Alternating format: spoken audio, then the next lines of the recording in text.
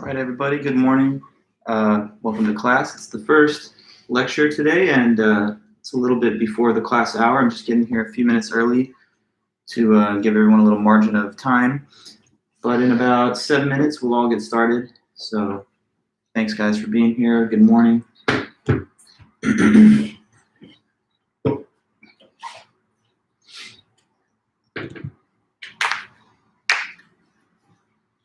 Welcome to the YouTube channel. It's pretty easy to interact. I'm sure you guys know. All you've got to do is use this live chat.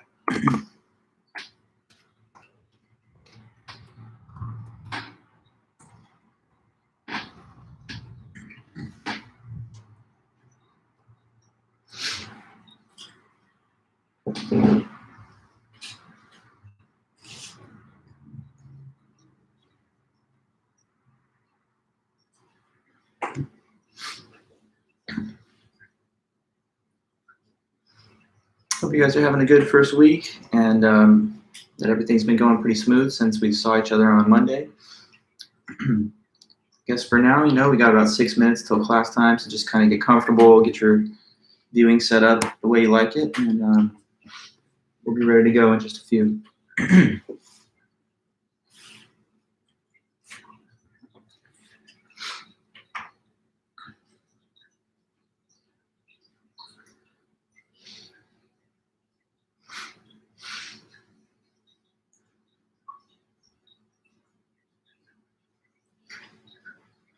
My cats are just off the camera doing funny stuff, so that's fun. Kind of like craning my neck. What's going on over there?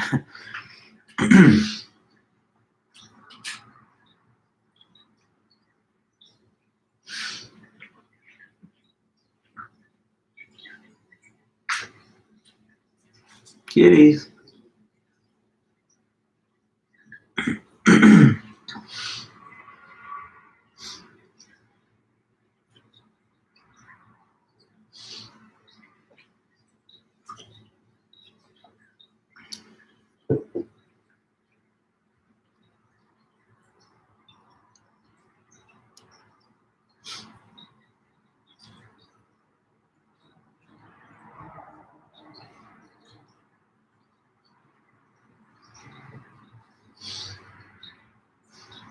'Good morning, everybody. Anybody arriving? Glad you guys are here.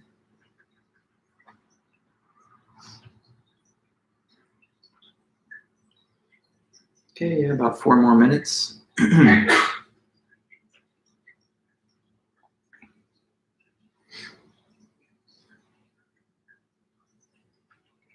Hey there, hi Elif.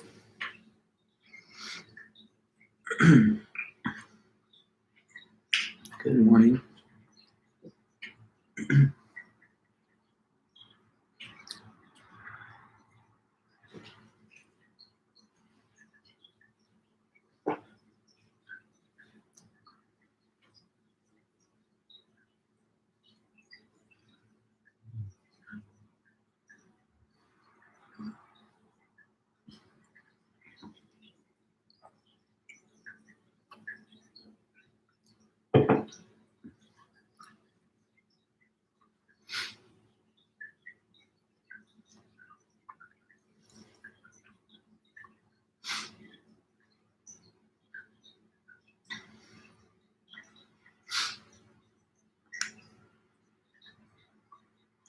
Three minutes to go, and then we'll get rolling. Thank you, guys.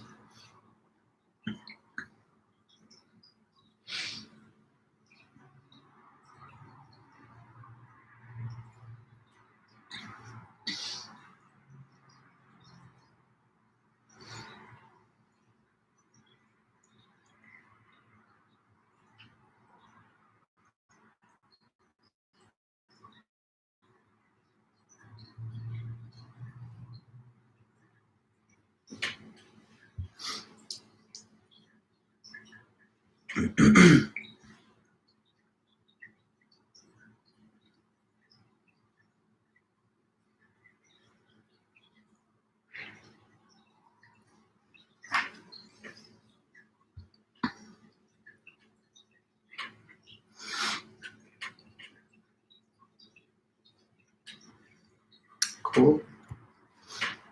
Hey there, Stephen. Good to see you. Hope everything's going well and that you had no problems getting enrolled and everything.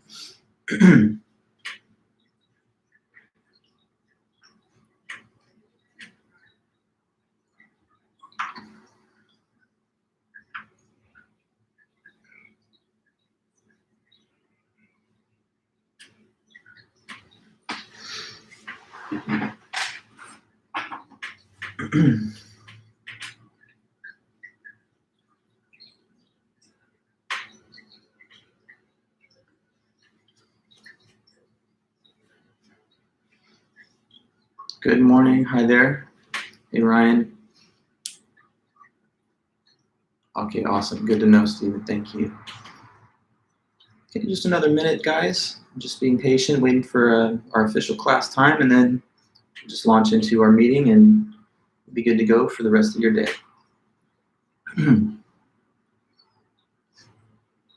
Welcome, everybody showing up. Good to see everyone. See you guys filing in. Hi, Julia.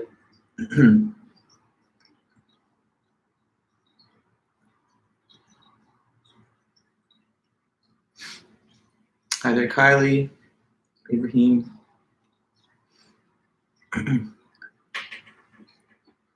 Hey, Finn. I'll get your name right. Abhiram. Connor. Sebastian. Awesome. Good to see all you guys. So, yeah, it's pretty much 9 a.m. at this point, so I'm going to go on and let us get started. Thank you guys for being here. I appreciate your attendance as usual, and today is our first, real meeting of the class where we're going to just jump into some of the material from the book and some of the essays that you guys have been assigned to read. So, so that's the plan. Today we're starting on our first main topic in the class. So I'm going to set all that up. First, I guess, and I'll try to do this if I remember at the beginning of most of the meetings, just so you get comfortable and understand the platform, right? You see there's a live chat here that you can type into, and some of you have already given some nice greetings and good mornings here. I would ask this, anybody that's here present for the moment that hasn't been able to yet type in a comment, please just type something in, and that will be my way of having a record of attendance. I'm not a stickler about that, and I'm not a big enforcer of all those attendance rules, but I would like to at least have some kind of record that I can refer to if needed later. So just place one little comment. It could be, hi, good morning, I'm here, or anything else that you want. And once that's there, the live chat stays up permanently with the video, so I can always refer to that as my attendance sheet, if you will. Okay, so you're clear, just mark your attendance by typing in a comment. Here's one thing also I want to let you know, and I noticed, Ryan, you already on top of this. Sometimes your username on YouTube will be a little different from your actual name, and if so, then please just in the comment mention what the name is so that I can associate your YouTube username with your name on the class roster. Okay, so that's about it, just for that little matter. Now let's continue from there and start talking a little bit about philosophy. So this is Introduction to Philosophy, and I wonder, do any of you know about the meaning of the word philosophy? If you go back and kind of analyze its root meanings, the roots of the word and stuff, the etymology, as they say. Does anybody have any kind of background knowledge on that? Otherwise, I'll let you know, but I thought I might just sort of see if that's anything that you've heard before. The word philosophy, since this is philosophy, I just wanted to jump off from there. Anybody? No? Let me know. It's okay if you don't, obviously. This is part of what I'm going to teach you, but sometimes it's something that is kind of seeped into your consciousness from somewhere. Okay, so good, Ellie. Sophia does mean wisdom. And Stephen, you already know this, that it's the Greek word for the love of knowledge. Okay, yeah, so let me help explain what's been mentioned. It is the love of wisdom. Philosophy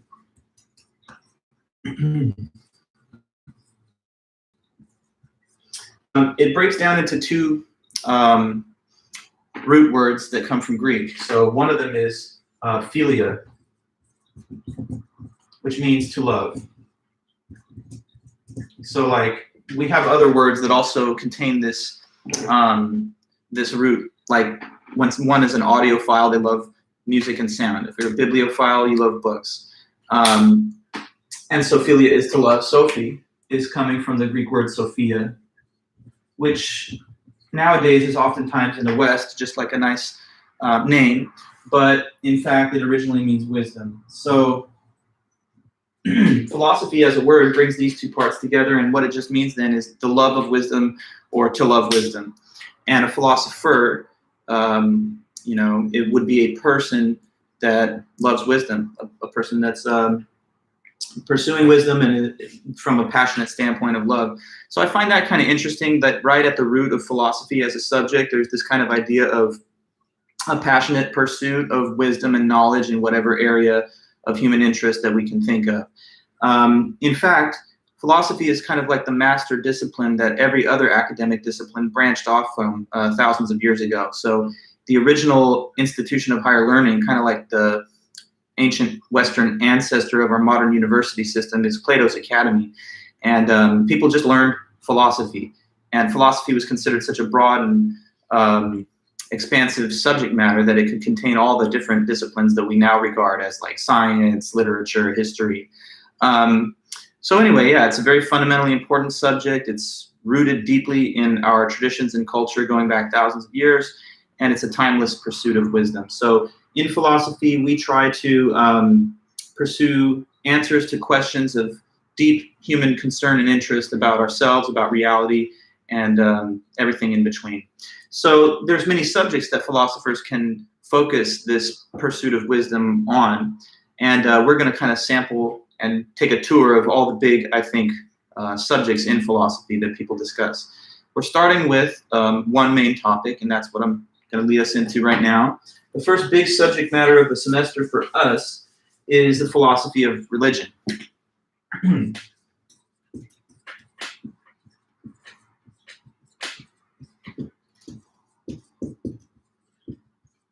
Okay, so I mean, think about it like this.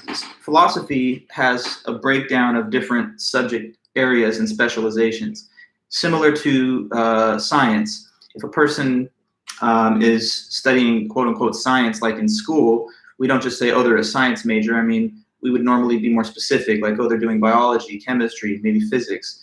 In philosophy, there's a whole bunch of different special subjects that people can focus on. One of them is philosophy of religion. When we finish with that, we'll deal with ethics, which is another main topic in the concept of philosophy. We'll talk about metaphysics of time, philosophy of mind. So we'll really go through some of the big, greatest hits of topics in philosophy, starting with this. So philosophy of religion. In the philosophy of religion, we try to clarify religious beliefs, examine them, and consider arguments on all sides for and against the existence of God and the nature of the divine, if such there be. And people and philosophers in general can take one out of three possible positions on the question of God's existence. So there's three main positions on the existence of God.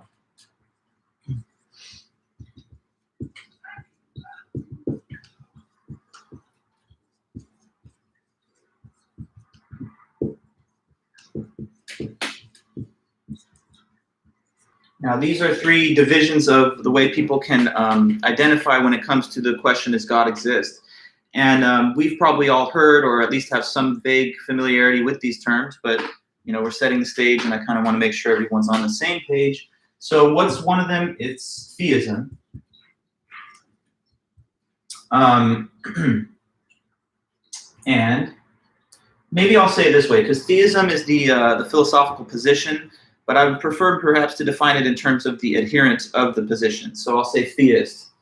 This is one of the three types of people that fit into the camp of theism. Like Buddhism has Buddhists, theism has theists. So who or what is a theist? If anybody has a guess, or even certain knowledge, what do you know or think a theist means? What's this term referred to? What's the definition of a theist, you think? Let's see what you can say. There's always a slight little time delay between the typing of an answer in the chat and then me receiving it, so not to worry about that. That's all accounted for, but let's see. I'll be patient and see what you think. Okay, yeah, so it is a person that believes that God exists. Very good, Grant. Elif, Ryan, and the others. Yes, it's someone that believes that God exists. So a person that believes that God exists.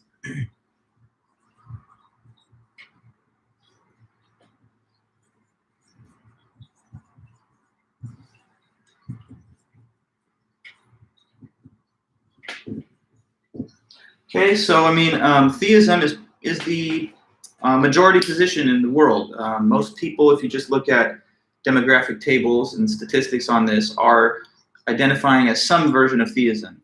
Defined in the way we have it here, it's a broad concept that spans across different religions. So it's not necessarily only Christians that are theists or just Jews or Muslims. It's anyone and everyone who harbors the belief that there is a divine, supernatural creator type of being, God. So that's the predominant position, but it's not the only position, as you guys all, I'm sure, know. So there's other possibilities. Some people, on the other hand, are atheists. Now, I'm sure that you understand, what is this? What is it when one is an atheist? It's not a theist. Something like the opposite. Maybe you'll be able to just clue me in real fast. Who could know this? Yeah, so it is correct. A person that does not believe in God. So a person that believes that God, or that does not believe in God. Or does not believe that God exists.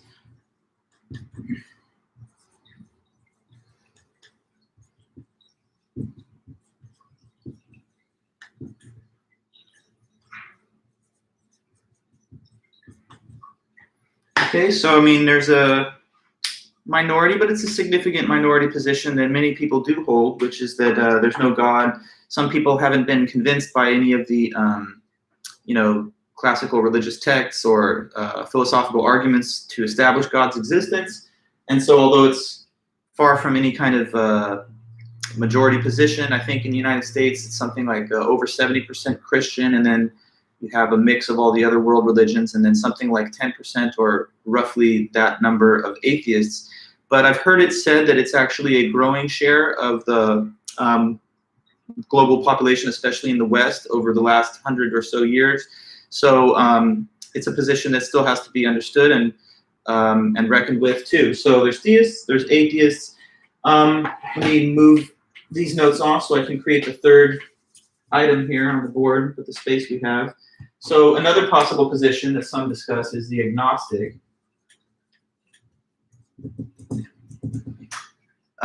This one is perhaps less familiar to some in terms of what's in your vocabulary, but maybe someone has a thought or knowledge about this. What is an agnostic, if anything?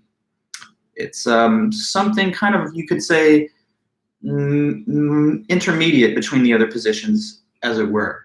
But how would you put it? Someone who doesn't think there's enough evidence either way. Oh, that's good, Ellie. Yeah, it's basically that idea. Somebody who will not affirm nor deny the existence of God. So they kind of take a neutral position. They're not a believer. They also don't claim the non-existence of God. It's kind of like, yeah, a person who says, I'm going to withhold my judgment on this. I'm not going to judge the question because I don't think there's good enough evidence either way. I notice some of you guys have a kind of different understanding of it. It's not quite correct. Some are saying someone that believes in God, but they're not religious. No. If you're an agnostic, you think that the evidence that is available is inconclusive on the question one way or the other. So it's like there could be, but it's not certain, so the person doesn't commit to the view. So this is a person who withholds judgment. They suspend judgment on this.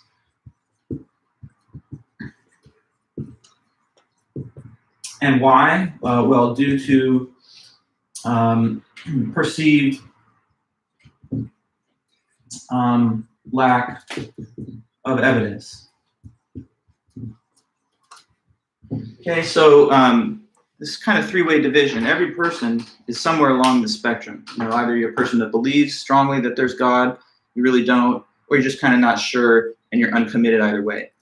I've heard some argue that the agnostic is not a true third category. Some have said that, well, if you don't affirmatively believe in God, then everything else is just some version of atheism, and agnosticism is just kind of like not a bona fide different position than atheism. But in my mind, it is, I think, a little better to divide things in this three-way division, because it just kind of makes reasonable sense.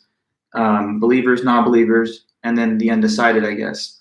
So anyway, we in this class are going to basically examine the best arguments that can be made by people from any of these different categories.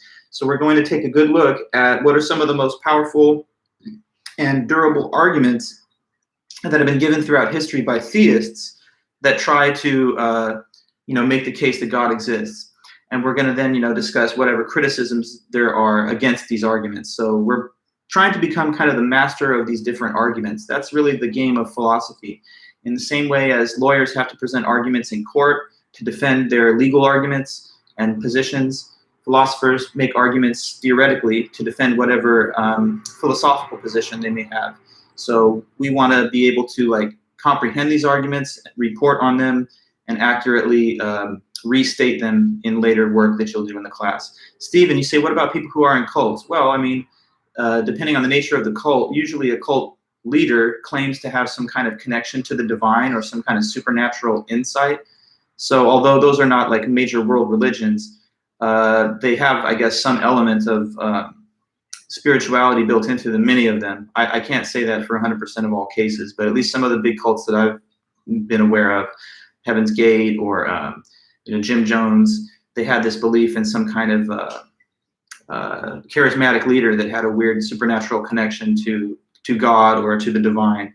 So it's in the ballpark of relevance to what we discuss here, but I'm really talking mostly about like major world religions and the classical arguments for the Christian God or whatever. So let's try and get into the first big one.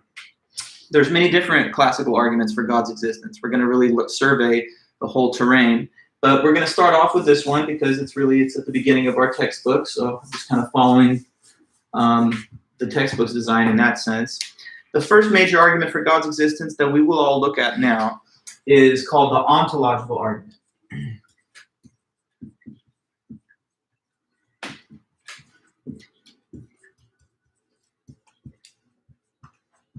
The ontological argument, okay? So just, we're all clear. This is an argument that's trying to prove what? It's trying to prove that God is real, that God does exist. So this is an argument in favor of theism. And who wrote this argument? It's this man, Saint Anselm. So Saint Anselm, he lived in the medieval period about 1,000 years ago. His dates, he lived from 1033, so that's the year 1033, until 1109. So that's the span of his life. This is now 2021, so we're talking about almost roughly 900 to 1,000 years ago. And St. Anselm, during his life, was a prominent church leader and scholar. He was also the Archbishop of Canterbury, so he held some kind of political position of power during his life. So he was a learned figure, a writer, at a time when being educated and literate was kind of a rare distinction in parts of Europe. And he wrote a book in the year 1077 called the Proslogion. Okay, so that's the name of the book that he wrote that we're going to mention some writings out of it. The Proslogion, 1077. In the Proslogion, we find the first written account of the ontological argument that we're now going to study. So we're really looking at materials that were written a long time ago, making the case that God exists. You see the title here of Anselm, Saint Anselm. After his life ended, he was canonized as a saint in the Christian church. I say Christian church only because, well, today the lineage of saints is associated with Catholicism, but this is prior to the division of Christianity into the Catholic and Protestant denominations. So at that time in history, we would have just said he's a saint in the Christian church, but today perhaps more closely rooted towards the Catholic denomination of Christianity. Okay, so ontological argument, Saint Anselm. This is his lifetime. It's coming out of this book, and it's a section of this book that's printed in our text that we are looking at and analyzing for this meeting. Okay, so I'm going to clear this stuff. That's just information about the author, title of his book, and the name of the argument, and some key dates. All right, and so then let's understand, what is this ontological argument? Okay, so first thing I will tell you about the ontological argument is that it's an argument that is not based on empirical evidence. It's not based on empirical evidence. But does anybody know what that means or what empirical evidence is in the first place? I'm talking about this word. Sorry there.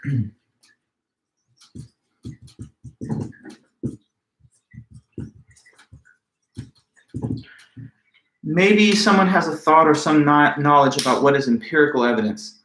Okay, good, Ellie. It's observational evidence. That's one way to put it, yes. It's the kind of evidence that you can observe with the five senses. So sight, taste, touch, hearing, and smell. Those are the five senses.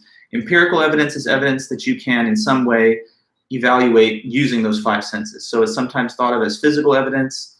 In science, empirical evidence is key because it's all based on observation in science. This argument, though, it's not based on empirical evidence. So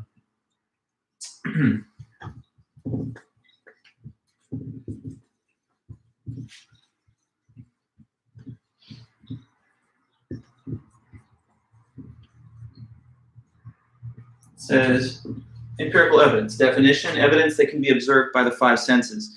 But in the case of the ontological argument, it's not based on empirical evidence. Now, I don't want you to automatically assume that makes it a weak argument or an ineffective argument.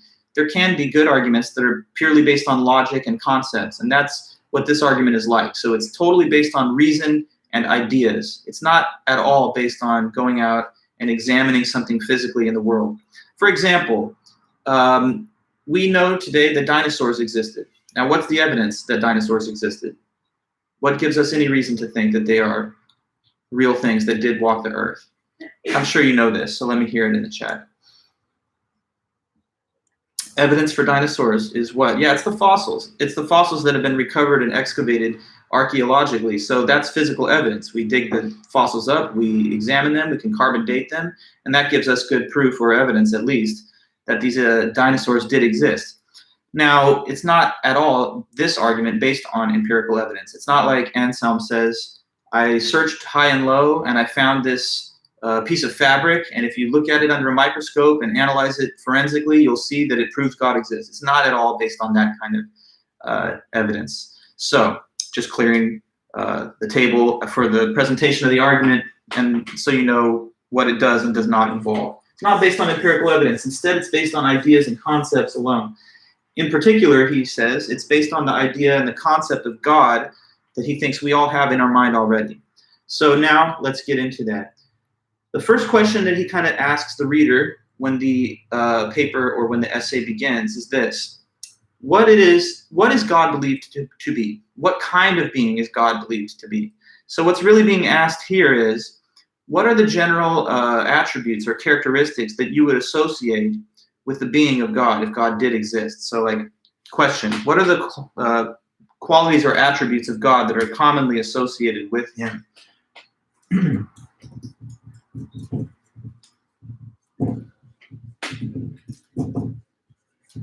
So anybody, let me know. What do you think, when you think of God, what characteristics come to mind? Not speaking about anything too specific, but the most general. In general, what kind of features does one think of when they think of the concept of God? Let me see if you can supply any thoughts on this. Okay, divine, yes. Eric, all-powerful, very good. Let me take that point and add it to this board. Yeah, so God is thought to be all-powerful. And all-powerful, there's a word for this. It's kind of like a piece of terminology that is used in theology and philosophy. Omnipotent would be the word. So omnipotent meaning all-powerful.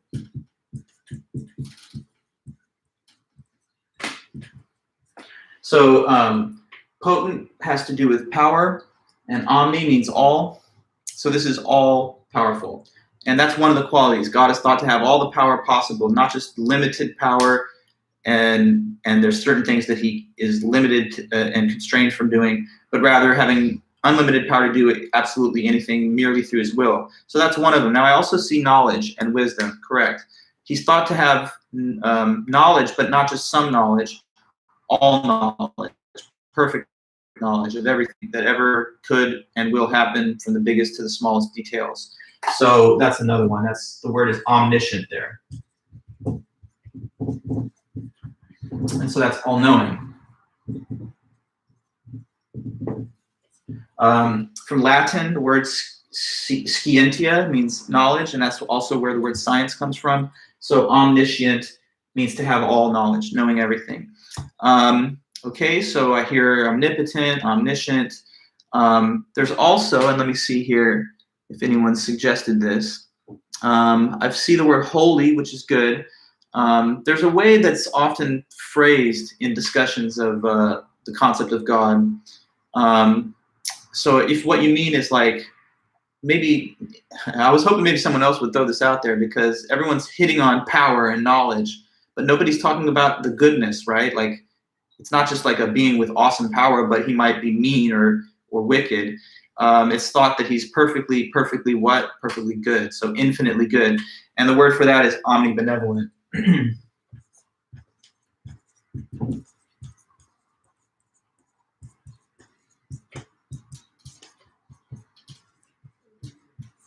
So, God is a divine force, but a force of good, not of evil. Even if sometimes things happen that we don't like, it's said that it's part of God's big plan, and it's all for the best in the end, because God can do no wrong. So there's omnibenevolent. There's one more, and I see, Grant, that you wrote it, and that's great. So it's omnipresent. Let me explain.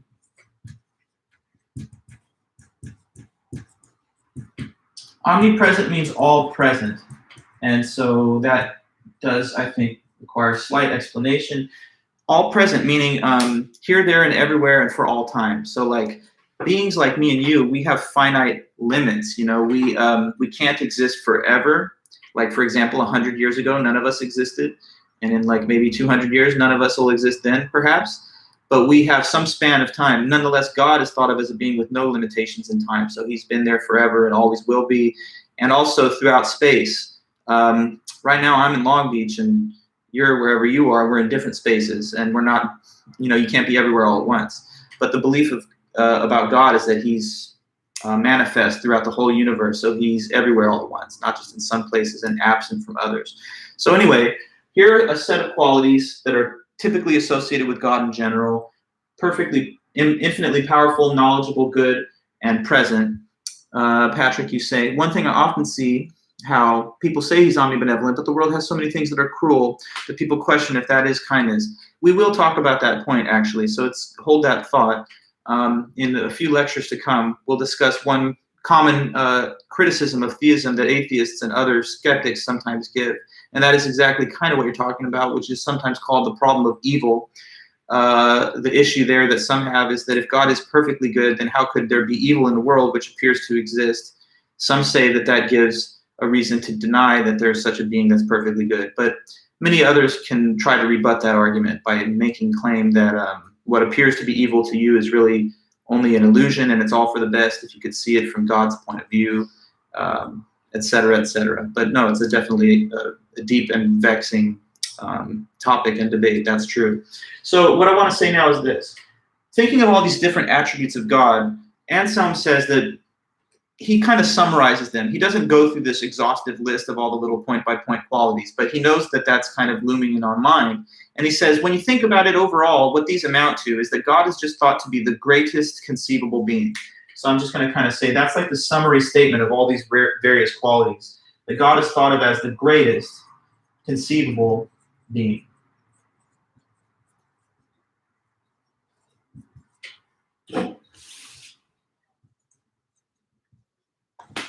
The greatest conceivable being. So God is a being that we think of in our mind as great, but not just like somewhat great, and there could be something even better, but rather we think of God as like the absolute height of all perfection, and nothing could be better or greater than he. So he's thought to be the greatest conceivable being, unsurpassable in every possible way, whether that's knowledge, goodness, power, or whatever else that you like. So he thinks this is our definition, actually, that we have in the mind of God, greatest conceivable being.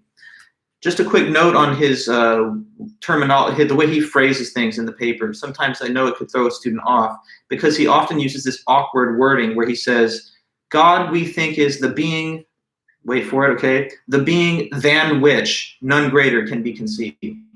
I've noticed over and over again, students stumble on this confusing term of phrase, the being than which none greater can be conceived. But that really is just a wordy way of saying the greatest conceivable being. It just states it in the comparative, like this is a being than which no other can be conceived of as greater.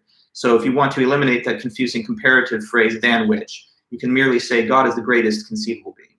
But anyway, that's what he says. And here, let me read some of the passages from his work here, from the book. So on our page 15, he says this, and this is from the Proslogian. He says, okay, so well then, Lord, he's addressing himself to God. He says, well then, Lord, you who give understanding to faith, grant me that I may understand as much as you see fit, that you exist as we believe you to exist, and that you are what we believe you to be. Now, we believe that you are something than which nothing greater can be thought. Now he asks, or can it be that a thing of such nature does not exist since, and now he's quoting the scriptures in Psalms, it says, the fool has said in his heart there is no God. So he quotes that. He says, can it be that a thing of such a nature does not exist since, quote, the fool has said in his heart there is no God, unquote. And then continuing, he mentions, but surely when this same fool hears what I am speaking about, namely, something than which nothing greater can be thought, he understands what he hears. And what he understands is in his mind, even if he does not understand that it actually exists. Okay, so let me help you decode what he's talking about right there. What he's saying is this definition or idea of God that we have in our mind is an idea that, well, let me see if you can interpret this. Who does he say has this idea of God in their mind? Which people of the world have the idea that God is thought of as the greatest conceivable being? What do you think is my answer here? Whom is he claiming has this idea of God in mind, aka greatest conceivable being?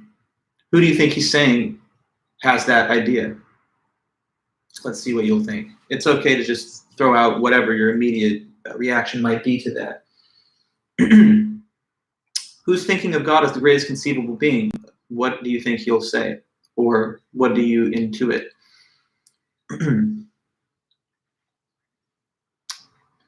Good. Yes, everyone. Very good. Okay, now, Finn, let me take your comment because you say theists, and I know that that makes sense because theists, of course, do see God as the greatest conceivable being. But he insists on this point. He says it's not just theists, though, that at least have this idea of the definition of God. Okay, so what he is saying is that everybody, correct, Grant, including even those atheists, have the same idea, at least in the mind of God. Okay, now that's a very important point for his argument here. What he's trying to say is maybe an atheist and a theist don't agree on something, but what they don't agree on is not the definition of God. That much we can agree on. What's different between the theist and the atheist isn't whether they define God as the greatest conceivable being. It's rather what difference? Who could guess what I'm gesturing at here? The real difference between theists and atheists, not about the definition of God, because look, an atheist can understand when the word God is being spoken, that this is the definition in mind that people are operating with. So he says that much we can kind of have common ground. We're talking about definitions of words and concepts. And so atheists and theists alike can say God is, at least in the head and the mind, as an idea, the greatest conceivable being, right? But what divides theists and atheists, if not this definition? Tell me. What's the difference then? Both have the same idea of God, but right, only one side believes that this idea is of something that's real, that exists. So theists believe, of course, as we've learned, that the greatest conceivable being exists in reality. And the atheist says, well, I understand your idea of the greatest conceivable being, but I don't think that it really exists in reality. So that's the difference between the two. But he wants to make sure that we are clear that at least the idea of God is a kind of common currency to all people. That's something that we can all understand as one. So here's what he said on that. He said, but surely when the fool hears what I'm speaking about, okay, now he continues from here to refer to atheists as fools, quoting from scripture. It's not a nice thing to say, obviously, especially in our modern life, but anyway, that's the reference. So when he says, but surely when the fool hears what I'm speaking about, namely something than which nothing greater can be thought, he understands what he hears, and what he understands is in his mind, even if he doesn't understand that it actually exists. Because it is one thing for an object to exist in the mind, and another thing to understand that object actually exists. Okay, so let me now clear the board to create some more notes and explain his current point that he's making. So he's telling us now that there's a difference between things that exist only in the mind and things that exist in both the mind but also in reality. So I'm going to create a little diagram here, and you can use this for your notes. On the top left, I'm going to create a heading for this column, and it just says exists only in the mind.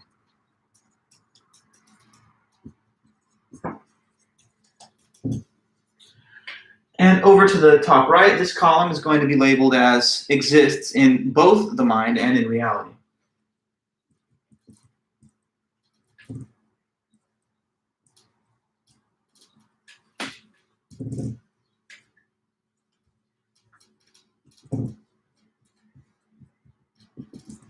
Okay. Now, maybe help me out, guys. Some of you, let me know. What could be some examples of things that are on this side of the divider? Things that only exist in the mind.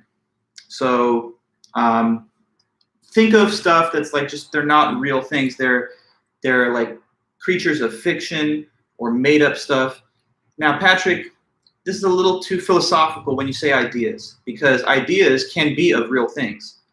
That's exactly what this is. Like right now, I'm thinking of the Eiffel Tower, but it's also something that exists over there in Paris. So it's not just a figment of my imagination. You need to come with a different example. And Nicole, that's the right kind of example, like a unicorn, Santa, a dragon. Very good.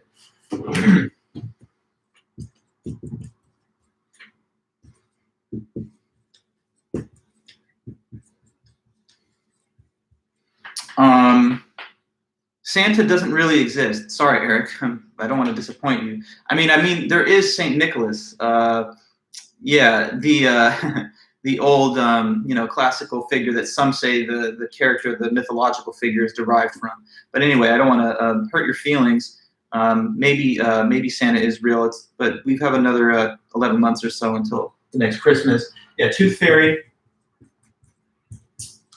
And the list goes on. You could start naming off like Marvel characters, or you could talk about whatever, leprechauns, and there's a lot of like other stuff we all know that are just make-believe things, correct? Okay, so that's stuff that's only in the mind, only in the mind. There's no such things in reality. You could go anywhere, they're not real.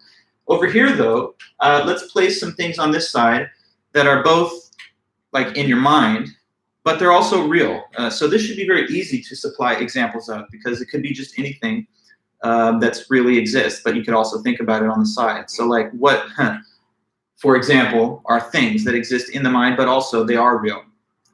So now we don't want dragon, unicorn, or whatever, but just commonly understood real things. So for example, what? Okay, the PlayStation 5, Tic Tacs, the little breath mints. Sure. Some odd examples, just random. Documented events, sure. Like we could say the storming of the Capitol, that happened, unfortunately. And something that we can still think about. Food, right? Yeah, like it's nice to be a little more specific sometimes than to just give a general category, like events from the past. You could say in a specific event, food. You could like say a specific type of food. I kind of like referring to big public objects, like Eiffel Tower, White House, Hoover Dam, Statue of Liberty, the book The Great Gatsby, sure, So anyway, let's see, I said Statue of Liberty, put that in there. How about the moon? Okay, so like all those things over here on this side of the divide, they're real things. Even when you're not thinking about them, even if you stop thinking about everything, they're going to still be out there, real things that are real things in the world. So, okay, now coming back to our topic here. Anselm's trying to prove that God exists. And so let me walk you back to the beginning. He starts by saying, what's the idea of God, though? And he says, okay, well, that's clear enough. Everyone thinks of God as the greatest conceivable being. Whether you're a theist, atheist, or something else, at least this idea of God is something we all can agree on. But the difference between a theist and an atheist is whether they think he really exists or if he's just an idea. So, question, is God something that only exists in the mind, like some of these things, right? Just a made-up imaginary thing, make-believe. Or is God something that does exist in the mind, also external to the mind, real? Okay, now, here's where he says, this is the key point of the argument, okay? He says, actually, given the definition of God as the greatest conceivable being, that implies, logically, he must exist in both the mind and in reality. Because, consider this, what would you think is greater between these two options? For a thing to just exist only in the mind and not reality, or for it to exist in the mind and on top of that, extra, to also exist in reality too? Like, what would be greater, to just exist in the one, mind alone, or in both? Just give me your sense of that. What would be the greater status? Only in the mind, or in the mind plus also reality? In one or just both? What's greater? Let me get your sense. Both, yes. I mean, that's what the author believes is evident to all. That it's greater to exist in both the mind and in reality because it's just more reality. I mean, in a way, like 2 is more than 1.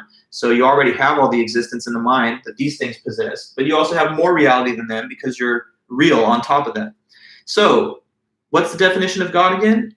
Greatest conceivable being.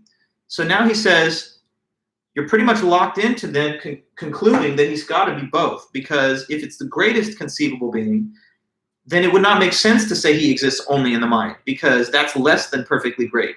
That's less great than a thing that exists in both. So if it's got to be one or the other, he's only in the mind or in both, since he's defined as the greatest conceivable being, and even atheists can concede this definition is the right one, then he must exist in the both mind reality because that's greater. So if you're the greatest conceivable being, you can't have any lack, you can't have any deficits, flaws. There can't be any kind of little problems with the nature of this being. It's got to be utterly perfect. And so if it's defined as the greatest conceivable being, part of that greatness is to exist in reality, not just the mind. So that's it. It's all based on a definition. He says if we can agree on the definition of God as the greatest conceivable being, then it only takes a couple steps from there to deduce that he must exist in the mind and in reality, since that is, at the end of the day, greater than only existing in the mind. So now here, let me read the words of the author. I'm trying to explain them in my own way here, but I'll put it through his words and you can see how that connects to the lecture. He says, it's one thing for an object to exist in the mind, and another thing to understand that an object actually exists. So when a painter plans beforehand what he's going to paint, so he's just thinking of the painting in the mind. He hasn't yet set paint to the canvas to actually create the painting. So when he's planning beforehand what he's going to paint, he has the picture in his mind, but he does not yet think that it actually exists because he has not yet painted it.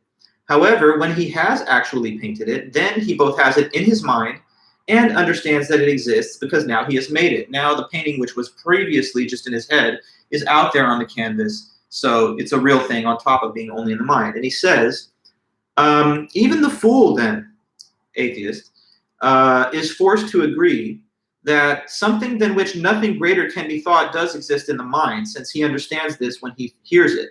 And whatever is understood is at least in the mind. And surely, and this is the key point, and surely that than which a greater cannot be thought cannot exist in the mind alone. Because if it exists only in the mind, it can be thought to exist in reality also, which would be greater. So, if that than which a greater cannot be thought exists in the mind only, then that than which a greater cannot be thought is that than which a greater can be thought. But this is obviously impossible. Therefore, there is absolutely no doubt that something than which a greater cannot be thought exists both in the mind and in reality. And therefore, he thinks he's now just proven the existence of God. So one more time, just kind of hitting all the main points. It starts with him stating what he believes is the universal understanding of God, greatest conceivable being. He uses that kind of as his leverage. He says, we've all got this idea in our mind. Whether you avow faith and belief in God or not, you understand the meaning of the term God. So, is this idea of God only in your mind? Or is it in reality too? And now he says, well, based on the definition, it has to be both. Because the definition says greatest. It doesn't say really great. It says greatest conceivable being. Which means that if there's any way for something to be greater rather than less great, it has to have all that additional greatness. Since it's greater to exist in both the mind and in reality, God must be on this side of this divide. Because if he was over here, we would contradict the definition. That would be like saying the greatest conceivable being is not as great as you could possibly imagine. And that would be a contradiction. So he has to exist in both. Okay? Now, if he had just kind of ended the argument there, it would still be controversial, it would still be debatable, but I think it might have even been, in my view, a little stronger because he adds to that afterwards an additional point that is perhaps a little more, tendentious. But what he says is this. Beyond God having to exist in the mind and reality due to his definition as greatest conceivable being. Furthermore, God, he says, cannot even be thought not to exist. Okay, so just chew on that statement for a moment. God cannot be thought not to exist, he said. So what that means is that the thought in the head, there's no God. That's not a possible thought. No one can have that thought. Why does he say this? Because in his view, if a thing can be thought to not exist, if it's possible to conceive of something no longer or never having existed, then that thing is less great than another thing which can't be thought to not exist. Okay, so consider me, for example. Here I am, and I'm talking to you, and I do exist. But as sad as it is, I sometimes think about a possible scenario where I no longer exist. Like what could happen to me in life if I got into an accident. You get on a plane, you worry about it crashing, all kinds of stuff like that. So I can clearly imagine a lot of different weird scenarios where I no longer exist. What if I got COVID or something and I ended up dying? Then I wouldn't be around anymore. Or what if my parents never met in the first place? That was lucky for me. If that didn't happen, then I guess I wouldn't have been born and I wouldn't be here lecturing to you guys. So I can imagine cases where I didn't exist or where I wouldn't exist.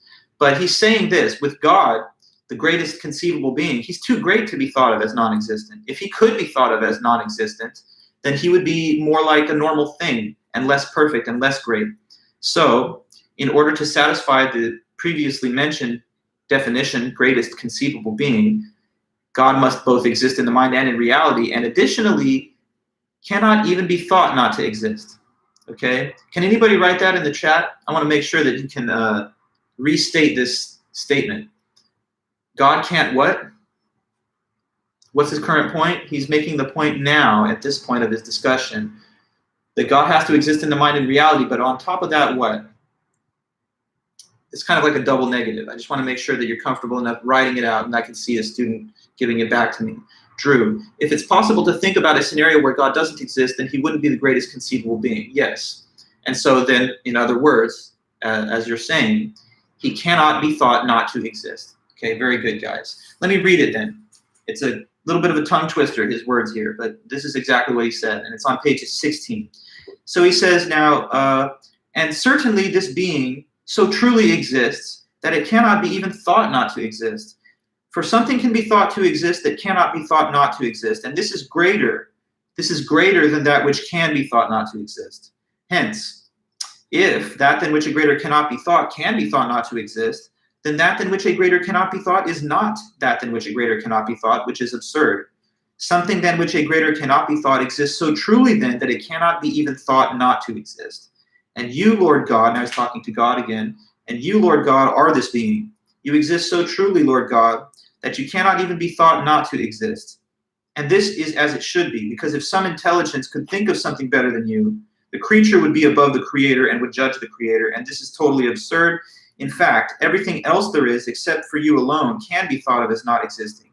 You alone, then, of all things, most truly exist, and therefore of all things possess existence to the highest degree, because anything else does not exist as truly, and so possesses existence to a lesser degree. Why, then, did the fool say in his heart, there is no God, when it is so evident to any rational mind that you of all things exist to the highest degree? Why indeed, unless because he was stupid and a fool? Now, that's, again, a very harsh and uncharitable way to put the point.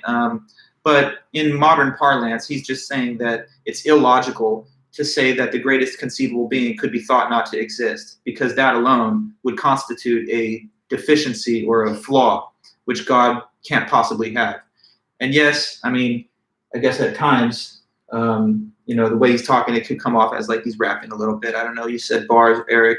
And could it hurt a person's brain to hear these phrases? Perhaps. The way he puts it, it's not like he's trying to make it the most user-friendly. But I'm trying to make it a little bit easier for you. So here's the big picture of his argument so far. And we'll summarize and repeat some of these points as we convene again on Friday to continue the lecture series.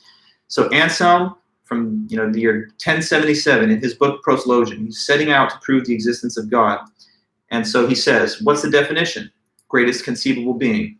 Point taken. We can all agree on that definition, even if you're an atheist. Next, well, some things only exist in the mind, like these kind of things. Other things exist in the mind in reality, like that stuff.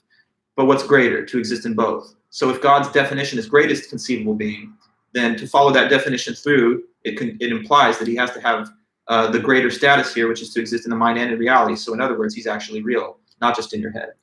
Okay, beyond that, he says, well, he also can't even be thought not to exist because, again, going back to the definition, greatest conceivable being, things that can be thought not to exist are less great, less perfect than things which can't be thought that way. So two things are on the table. God exists in the mind and in reality, given the definition. Also, he can't be even thought not to exist, given the same definition. So there's that's pretty much the core of his argument. It's a definition-based argument. He says it's based on the idea of God, and once you think of what that implies, it implies that he's real and that he can't be thought otherwise. There's just a little more information on it that I kind of would like to finalize the topic with, and then we'll spend most of the meeting on Friday going over the objections to this. So if you're sitting back hearing the lecture thinking, interesting argument, but somehow there's got to be a problem with it, or I find it to be a little suspicious, well, then you might find an interest in the Friday lecture, because that's when we're going to look at the other side. There's always balance in a class of philosophy. So you hear an argument, then you hear a counter argument. So you're going to hear people now trying to tear this argument down, point out what they find to be flawed with it and what's incorrect about it. So that's the goal for Friday. You just want to keep reading through the syllabus and look at the designated pages. And, that's about it for today's meeting. So thanks, everybody, for being here. It's class time pretty much. We're at 9:50. So I'm going to call the class for now. But thanks, everyone, for being here. And just be back in a couple more days. Feel free to say goodbye or hit the like button or anything else. But for now, signing off. And I'll see you guys then on Friday. Let me know if you need anything through email. And I'll be checking my messages, too. Okay, guys. Have a good one. Bye-bye.